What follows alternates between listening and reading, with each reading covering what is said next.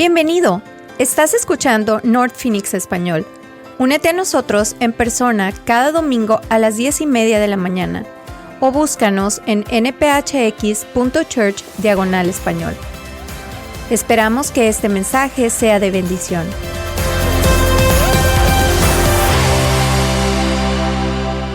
Hoy quiero hacer unas preguntas antes de empezar porque quiero saber más o menos, conocer un poquito más de la audiencia. La primera pregunta, hermanos, es, ¿hay alguien aquí? Y otra vez, no se trata de juzgar, no se trata de apuntar, ay, ¿cómo es posible? No. ¿Hay alguien aquí que cree todavía en el purgatorio? ¿Estoy bien? No, ¿estoy bien? No. No, ok.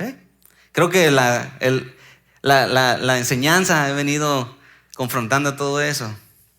Ok, otra preguntita. ¿Hay alguien aquí que haya crecido católico? Levanten así alto para que se mire. La cámara está grabando, ¿eh? Ok, no, gracias. Yo también crecí rodeado de enseñanza católica. Cuando yo era niño, iba a misa todos los domingos con mi abuelo. Estudiaba en una escuela privada católica. Estaba estudiando catecismo para hacer mi primera comunión. Y mi deseo, les voy a ser honesto, y varios que ya me conocen mi historia, mi deseo era ser monaguillo. Por una razón. Yo quería ser el que sonaba la campana los domingos y no me dejaban, si no pasaba por todas esas cosas. Y me decían, si no pasas eso, no puedes tocar la campana. Y yo, está bueno, pues le entro a eso. Entonces yo crecí viendo ese contexto. Varios de mis amigos crecieron así. Tengo muchos conocidos. Probablemente el mejor amigo que tengo de infancia es sacerdote católico también. Entonces, yo veo su corazón, veo que él ama al Señor. Y pues solamente Dios conoce, ¿verdad? Al final del día es quien ponga su fe en Jesucristo. Entonces hoy vamos a estar hablando de este tema del purgatorio. Varios ya han estado anticipando, ¿qué va a decir el pastor del purgatorio? Y pues déjenme hacerles una última pregunta. Si lo que ustedes creen es mentira, ¿les gustaría que alguien les dijera la verdad? Todos me están dando permiso ahora para predicar, Ok, vamos a abrir nuestra Biblia al libro de Hebreos, capítulo 10, verso 11. Y vamos a ponernos de pie por reverencia a la palabra. Yo voy a leer los versos en blanco, usted lee los versos en rojo. Quiero que lo vean de aquí arriba para que todos estemos en la misma versión. ¿Listos? Ok. En nombre del Padre, del Hijo y del Espíritu Santo. Todos los días los sacerdotes celebran sus servicios religiosos. Una y otra vez ofrecen los mismos sacrificios que nunca podrán quitar los pecados. ¿Ustedes?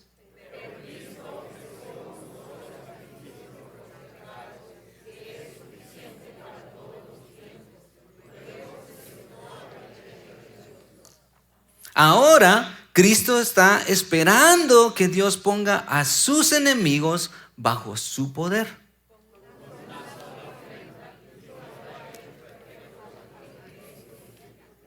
Amén. Ya oramos, ya leímos la palabra, pueden tomar sus asientos. Hoy vamos a estar respondiendo dos preguntas, hermanos. La primera es, ¿qué pasa después de la muerte? ¿Les interesa saber eso? Ok. Hey, esa es una pregunta súper importante. ¿Qué pasa después de la muerte? Y el segundo, ¿existe el purgatorio? Vamos a ver lo que dice la palabra. Pero déjenme ponernos en un mismo corazón. El deseo de mi corazón el día de hoy no es darle la información a usted para poder ir y pelear con sus amigos o sus seres queridos acerca de lo que usted está aprendiendo. Hoy no se trata de recibir más y ahora yo ya sé. Y que no me vengan a hablar de esto porque les voy a dar en toda la cabeza con lo que dice la palabra de Dios, de que de eso no se trata. no se trata de obtener más información para causar división. ¿Ok? Acuérdense de eso. No se trata de obtener más información para terminar causando división. Se trata de aprender para no ser engañados. ¿Verdad? Se trata de aprender para no ser engañados. Entonces, la primera pregunta, hermanos, ¿qué pasa cuando morimos? Esa pregunta ya la contestamos varias veces, pero les voy a dar el resumen bíblico de cómo Pablo contestó esta pregunta. Segunda de Corintios capítulo 5, verso 6 dice: sabemos que mientras vivamos en esta carpa, y esa palabra carpa significa cuerpo, porque nuestro cuerpo es como un hogar para nuestra alma. Dios nos ha hecho de tres cosas: nuestro cuerpo, nuestra alma y el espíritu. ¿Ok? Eso es lo que está en la línea, dependiendo de dónde estemos parados en nuestra fe. Entonces dice, sabemos que mientras vivamos en este cuerpo, estaremos lejos de nuestro hogar con el Señor. ¿Ven? Ahorita nosotros estamos lejos del hogar del Señor porque este cuerpo pecaminoso no puede entrar en la presencia de Dios. Dice la palabra en Romanos 3:23 que como todos hemos pecado aquí, y me encantan los bebés y los niños chiquitos que tenemos aquí, pero ellos también están bajo esa misma ley. Todos somos pecadores. Al pie de la cruz nadie es mejor que alguien más. A causa de eso no podemos estar en el hogar que Dios tenía para nosotros, pues vivimos por la fe y no por lo que vemos. Entonces tenemos que creer algo más allá de lo que podemos ver. Así es la fe. Decía hoy en la mañana en la clase de evangelismo, mira, tu fe es como el viento, decía Jesús. ¿Ustedes saben de dónde viene y a dónde va el viento? ¿La pueden tocar?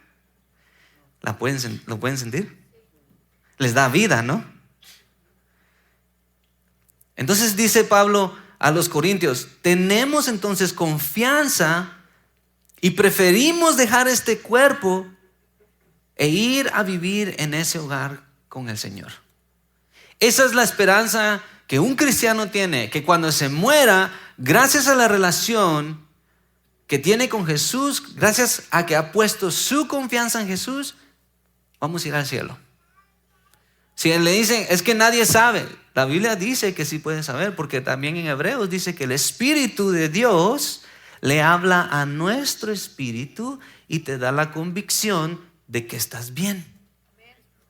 Por eso les dice, a causa de eso, entren con toda confianza ante el trono de Dios. O sea, entren a orar, entren a pedir, entren sin ningún miedo, porque tienen la confianza de que están bien con Dios. ¿Por qué? Porque han aceptado lo que Jesús ha hecho por ustedes. Pero si no has aceptado eso, por eso a veces, pues es que yo no sé, si Dios no me contesta, y yo honestamente ni sé. Es que nadie sabe. No, esa es una excusa, porque la palabra es clara. Entonces, a los tesalonicenses, Pablo les dijo esto en 1 Tesalonicenses 4:13. Hermanos, queremos que sepan lo que va a suceder con los muertos, para que no estén tristes como los demás que no tienen esperanza. Ok, un cristiano se lamenta diferente en un velorio. Eso es lo que está diciendo. El que no tiene su fe en Cristo, no hay esperanza, y ese es un dolor increíble, y es muy difícil que ese dolor se vaya.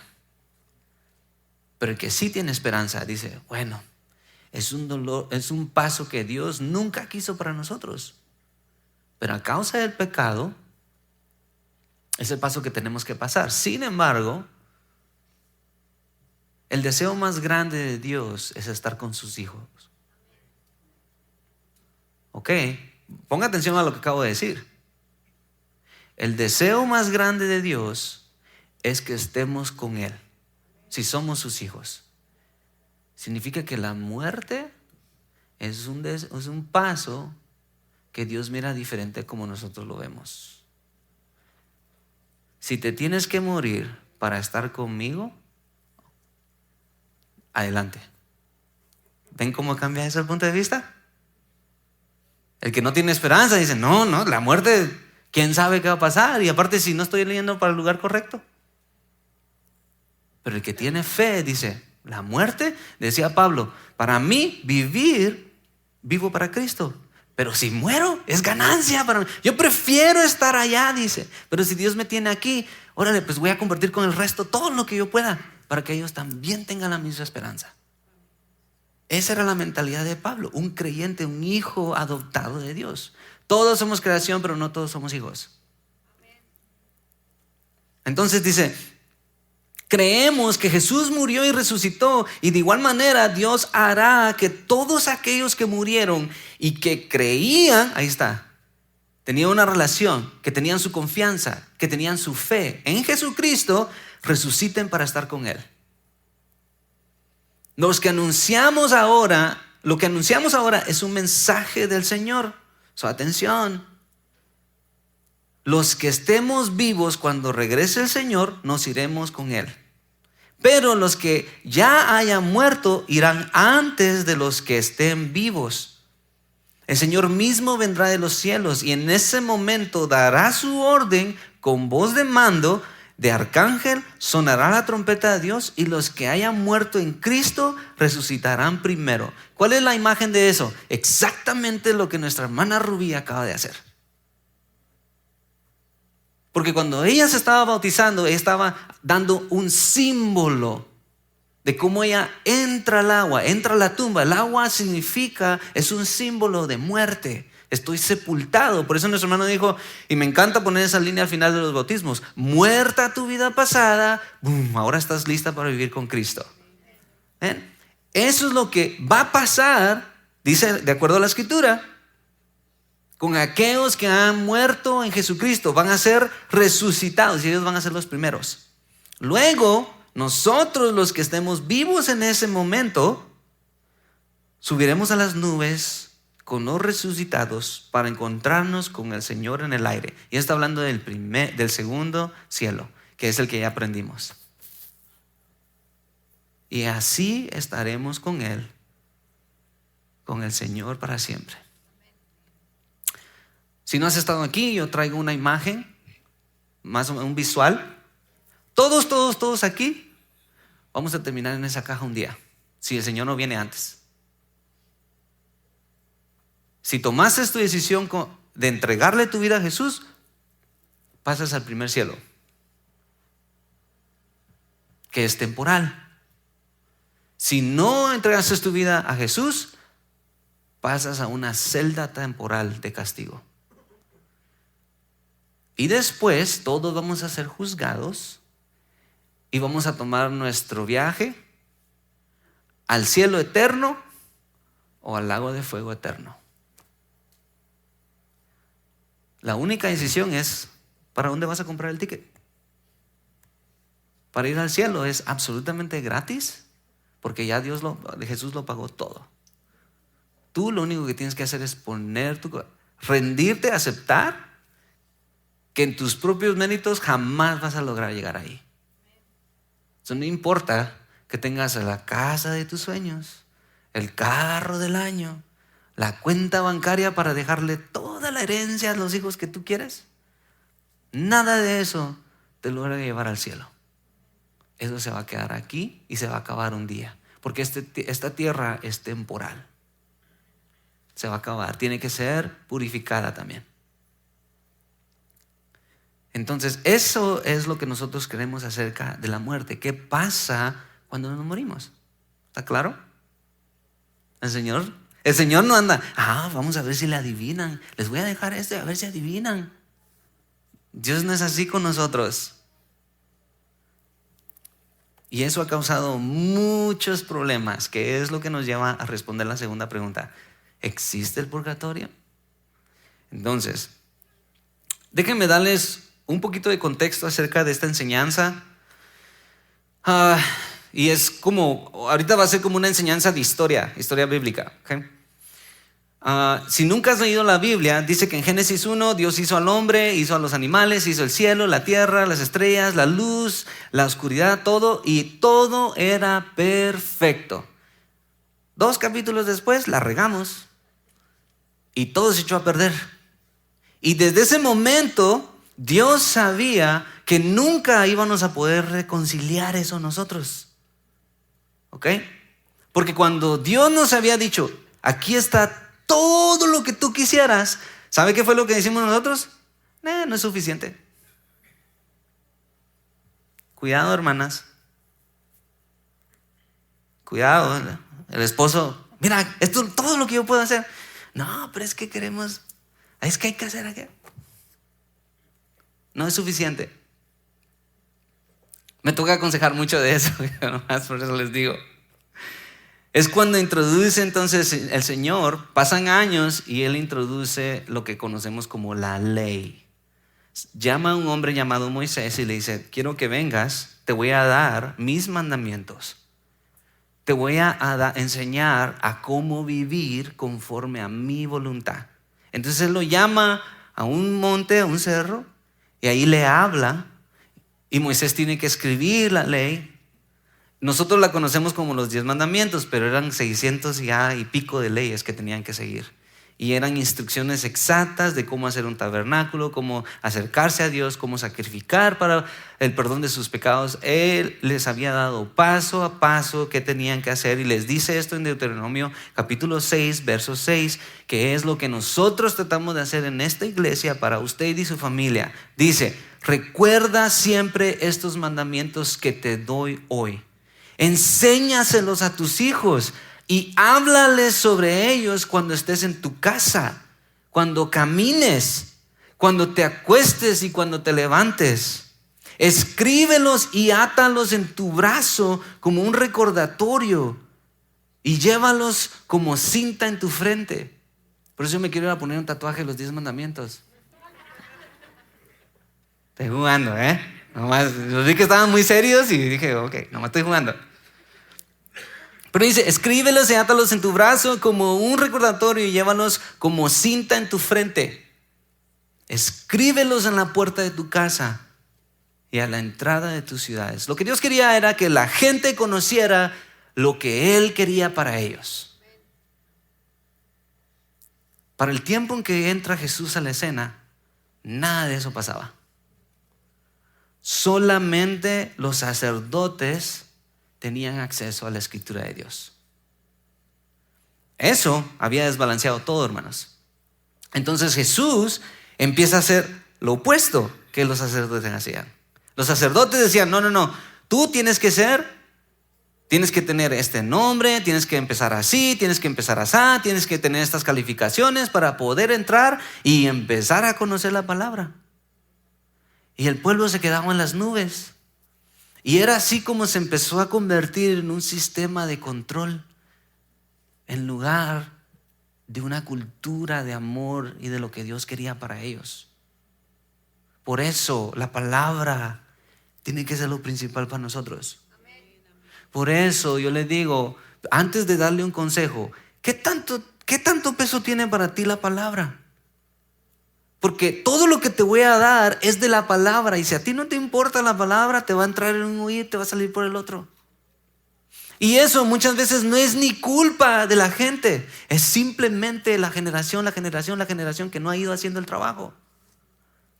Por eso, hermanos, nosotros como nuestra generación sí sabe que es lo único y lo más importante que podemos dejar para el futuro. La palabra de Dios en nuestros hijos. ¿Qué pasa más en nuestro hogar? Netflix, Instagram, juegos. No es nada malo, pero si eso sobrepasa la palabra, si no tomamos el tiempo, ¿de qué sirve? El enfoque está en lo incorrecto. Jesús empieza a hacer lo opuesto, hermanos. Él empieza a enseñarle a sus discípulos y les dice, vayan, fíjese, les dice, vayan y ayúdenles a creer en mí primero. Ese es un discípulo, es uno que cree. Ayúdenles a creer en mí primero, bautícenlos, porque eso les va a encender ese anhelo de ser obedientes, ¿verdad? Porque es un paso de obediencia. Y enséñenles todo lo que yo les he enseñado a ustedes. Fíjense, Jesús hace lo opuesto de los sacerdotes. Él cambia la enseñanza, les empieza a dar a los discípulos y los discípulos van y ellos empiezan a plantar iglesias haciendo lo mismo. ¿Verdad? Pero una vez más, el hombre regresa a sus costumbres. Entonces esto es lo que pasó. La iglesia romana de ese tiempo, Roma adopta el cristianismo como la religión, ¿verdad? Pero ellos empiezan a alejarse del modelo que Jesús había dejado otra vez. Entonces, una de las cosas que enseñaban empezaron con diferentes clases de pecado, diferentes niveles de pecado.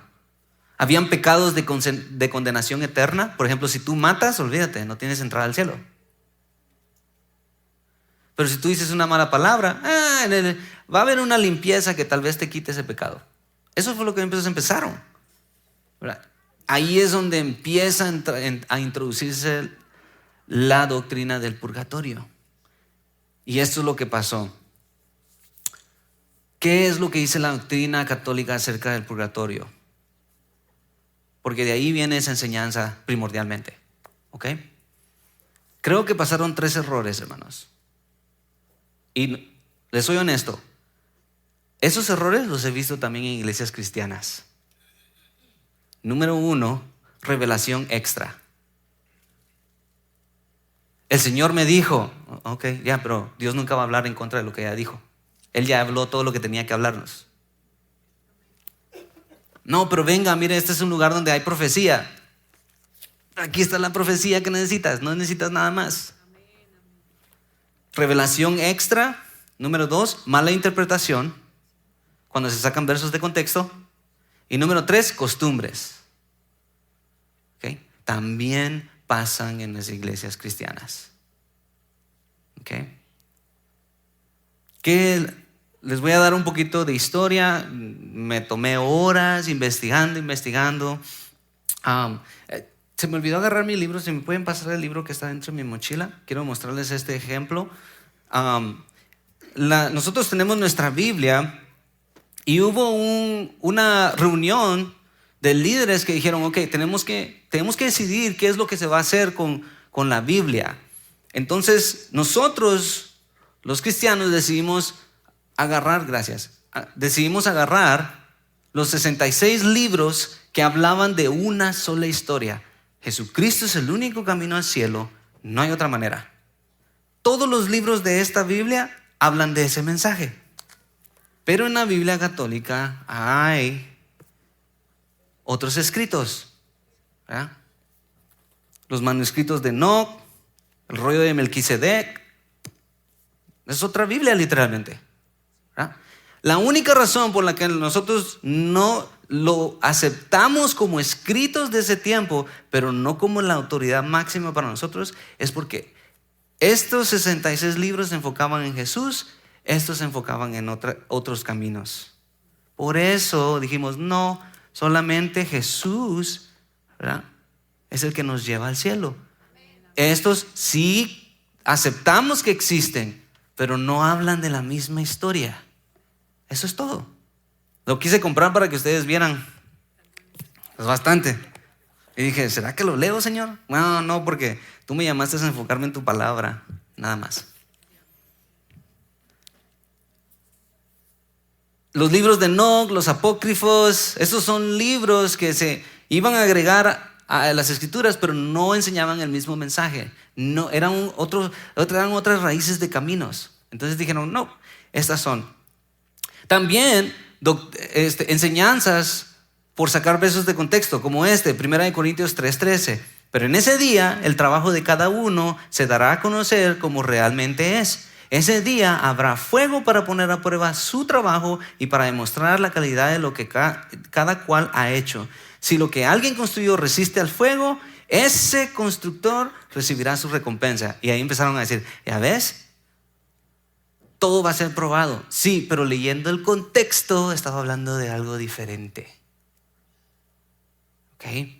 Mateo 5:26, te digo la verdad, no saldrás de ahí hasta que hayas pagado hasta el último centavo. Otra vez, Estaba hablando de conflicto entre hermanos. El contexto habla de lo que era. Mateo 12:32. Él perdonará incluso a quien reniegue del Hijo del Hombre, pero no perdonará a quien reniegue del Espíritu Santo. No lo perdonará ni en este mundo ni en el que viene. Si ustedes leen el contexto, otra vez se aclara con el contexto. La Biblia se responde a sí misma. Pero empezaron a agarrar estos versos y decían, no, ¿ves? Hay un lugar de castigo, hay algo, tiene que pasar. Y empezaron a enfocar su mirada en un crédito que nosotros pudiéramos recibir. Entonces, empezaron a establecer otra vez las costumbres, ¿verdad? Y le empiezan a decir, no, pues Pedro era el primer papa, porque eso es lo que significa papa, padre, ¿ok? Ellos, como miraban que Pedro tenía un carácter, un estilo de ser con el resto de los discípulos, decían, ese tenía la autoridad sobre ellos. Y como Mateo 16:18 dice que sobre él se iba a fundar la iglesia, empezaron a establecer doctrinas. Pero si así fuera, entonces, ¿qué pasó? A un papa, ¿cuándo hemos visto que a un papa en nuestro día llegue alguien a corregirlo? Pero a Pedro, Pablo lo corrigió bien duro, porque andaba actuando incorrectamente. Eso no tenía esa autoridad. Pedro jamás dijo, yo soy el que mando. No. Él simplemente ardía por el Señor y tenía un deseo de compartir la palabra. Entonces pasa tiempo y el Papa León I, en el año 440, establece oficialmente la oficina del Papa, ¿ok? El Papa Clemente VI establece la enseñanza del tesoro de la iglesia o los méritos, ¿ok? Empieza a decir él, ¿saben qué? Nuestra iglesia tiene cierto poder, nosotros tenemos cierta autoridad. Y ya para ese tiempo no se cuestionaba a los papas, porque decían, ellos son obispos. Empezaron con obispos y se saltó a esa posición. Entonces se establece los tesoros de la iglesia y entra el Papa Urbano II, que generalizó las indulgencias plenarias, ¿ok?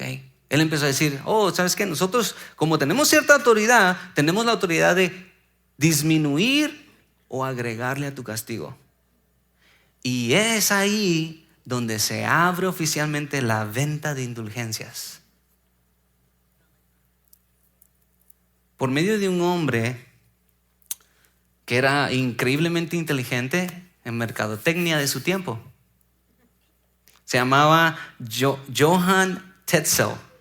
En el siglo XII, del siglo XII al XIV, él empezó a vender las indulgencias representando a la Iglesia Católica Romana. Él era conocido por esta frase: tan pronto como la moneda suena en el cofre, el alma salta en el purgatorio, decía. Este hombre llegó a tal punto que decía, miraba familias que perdían al líder del hogar, llegaba con la esposa y le decía, ¿sabes qué? Yo te puedo dar indulgencias para que salga del purgatorio, pero te va a costar las escrituras de tu casa. Y la gente, ¿qué cree? En ese momento, ¿qué decían? Ahí está. Muchas de las indulgencias que él fue mandado y le fue permitido hacer esto para poder recaudar fondos. Y ahí es donde se enciende la chispa con Martín Lutero en 1517, que también era un sacerdote, que él creía tanto en esta clase de castigo que él se lastimaba a sí mismo, se sacrificaba él mismo, se tiraba en el piso suelo desnudo y se pegaba a sí mismo, porque él decía, tengo que pagar el precio para... Pero de repente él decide se da cuenta que mucha gente no conoce la palabra y empieza a querer traducir, porque en ese tiempo solamente existía en un idioma. Entonces él empieza a traducir el Nuevo Testamento y al estudiar el Nuevo Testamento, ¡pum!, se le abren los ojos y empieza a ver, ¿en dónde están las indulgencias? ¿En dónde está este purgatorio, este lugar? No, la Biblia no enseña eso. Entonces es cuando él hace la gran reforma. Va y se para enfrente de la catedral del Papa y le dice, esto no es verdadero. Pone básicamente a juicio toda la autoridad que el Papa tenía en ese tiempo. Él continúa escribiendo eso. De ahí es de donde sale la iglesia reformada, ¿ok? Sale la iglesia reformada y continúa la iglesia católica. Y de esas han salido otras raíces. Yo me preguntaba, bueno, ¿en dónde caímos nosotros? Como cristianos bautistas. Casi cerca de la reforma. Es lo más que pude encontrar.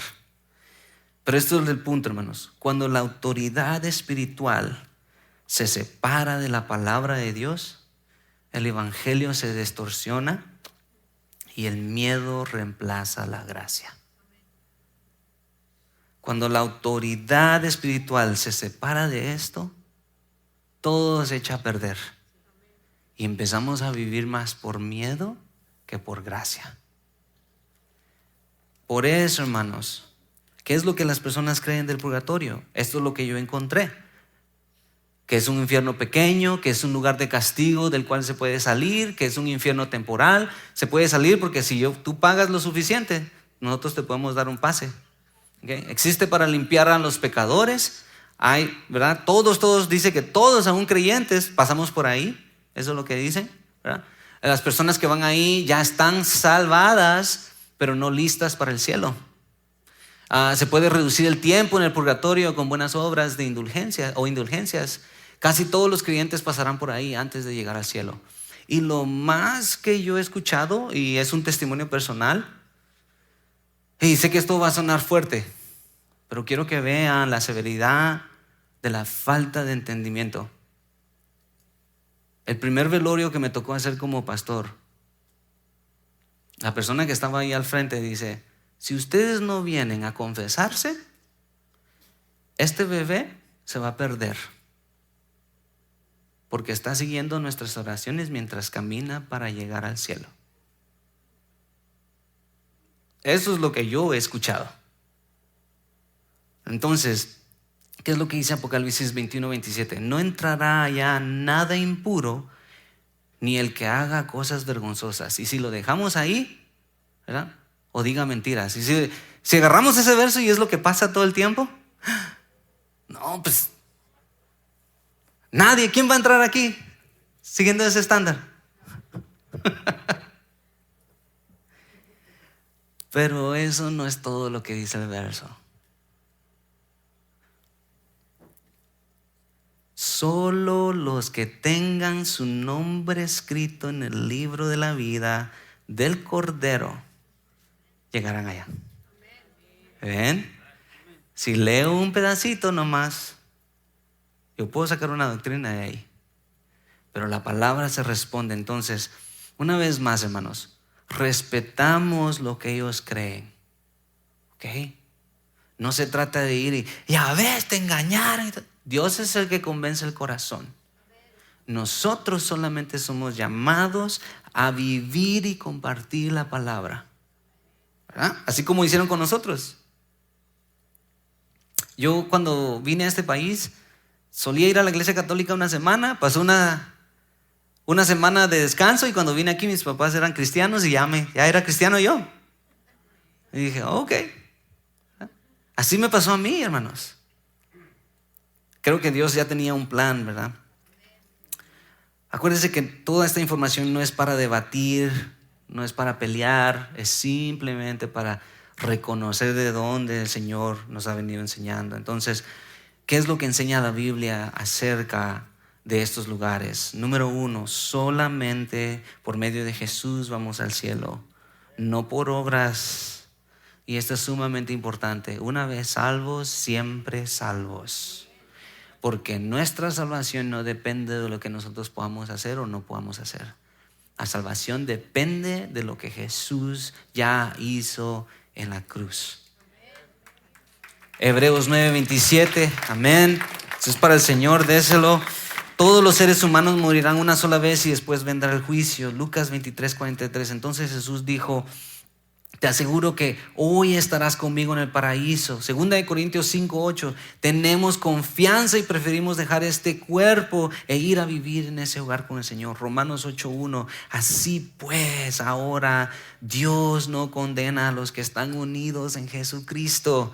Y Juan 19:30 dice: Jesús bebió el vinagre en la cruz y dijo: todo está cumplido. Entonces inclinó su cabeza y murió. Cuando Dios le dio la ley al ser humano, y ya estoy terminando, hermanos. Cuando Dios le dio la ley al ser humano, les había dicho: ustedes no pueden acercarse a mí si no son santos, porque Él es un Dios santo y justo. ¿Sí entienden eso, verdad? Significa que todo lo que nosotros consideramos injusticia no puede estar cerca de Él. Pero eso también existe en nosotros. Entonces Dios establece un sistema de sacrificios. Había un hombre que representaba al pueblo y tenía que tener 2 sacrificios, 2 animalitos. Y él ponía sus manos y decía: Señor, traslado los pecados de todo el pueblo a estos animales. Soltaban a uno y al otro lo mataban. Agarraban la sangre y tenían que llegar y rociarla en el lugar frente a los pies del Señor, básicamente. Era un símbolo que la sangre de un cordero limpiaba el pecado del pueblo. Ellos lo tenían que hacer todos los años. Y todos los años, por eso dice, los sacerdotes practicaban sus sacrificios todos los años. Todos los años ellos tenían que acordarse: es imposible, tenemos que pedirle perdón al Señor.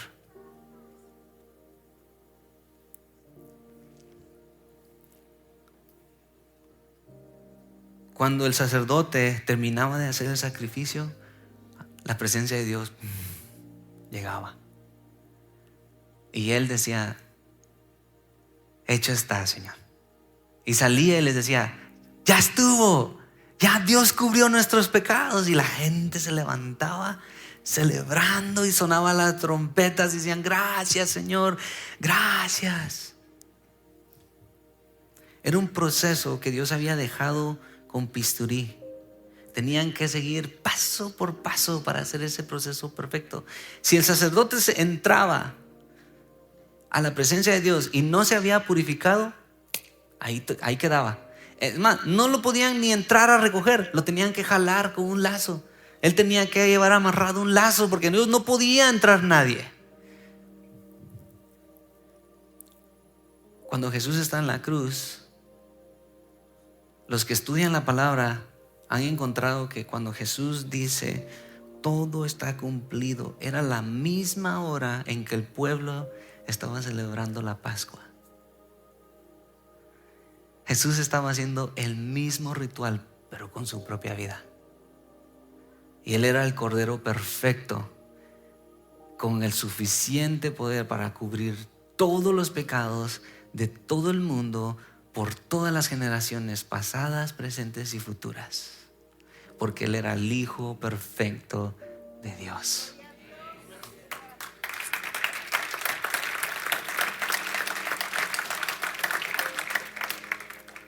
Déjenme dejarlo con las palabras de nuestro Padre a ustedes. Hebreos 10:15. El Espíritu Santo, o sea, el Espíritu de Dios, también nos testifica de ello. Primero dice: este es el pacto que haré con mi pueblo en el futuro, dice el Señor. Pondré mis leyes en su corazón y las escribiré en su mente. Y luego dice, nunca más. Y escuchen esto, iglesia. Por eso, este último verso es para aquellos que son creyentes. Ahorita tienen que acordarse de esto, hermanos. Y si tú estás aquí y no eres creyente, mira, Dios quiere eso para ti. Pero tú tienes que entenderlo. Tú tienes que rendirte. Deja de hacer las cosas como tú quieres y ríndete al Señor. Y vas a poder decir esto: nunca más recordaré sus pecados ni sus maldades. Una vez que todo ha sido perdonado, ya no hay necesidad de otro sacrificio.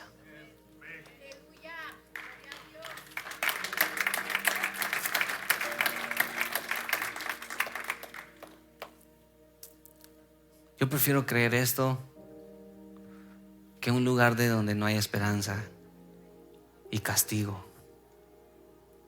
Yo prefiero amarrarme a esto. Y no me importa si logro algo o no en esta tierra. Yo quiero agarrarme de esto, quiero dejarle a mis hijos y quiero dejárselo a ustedes, para que ustedes vayan y hagan lo mismo con sus familias y sus seres queridos. Si no quieres rendirte por tu cuenta, piensa en los que amas. Porque si tú no te rindes, ¿qué tal si Dios está esperando solamente que tú te rindas para alcanzar el resto de tu generación? Esta semana, hermanos, los invito a que recuerden estas palabras y entren en el reposo del Señor. Digan, gracias, Señor. Gracias por lo que has hecho. Y si estás aquí por primera vez, déjame recordarte que tu salvación no es por obras. No hay nada que tú puedas hacer para ser salvo. Esta carne le gusta el pecado, pero el sacrificio de Jesús pagó por nuestros pecados. Oremos. Gracias por sintonizarnos. Nuestra misión es alcanzar y equipar a las personas con el Evangelio de Jesús. Te invitamos a que regreses la próxima semana para seguir explorando y aprendiendo juntos la palabra de Dios. Si deseas visitarnos, nos encontramos en el 5757 al norte de la Avenida Central, todos los domingos a las 10:30 de la mañana. ¡Te esperamos!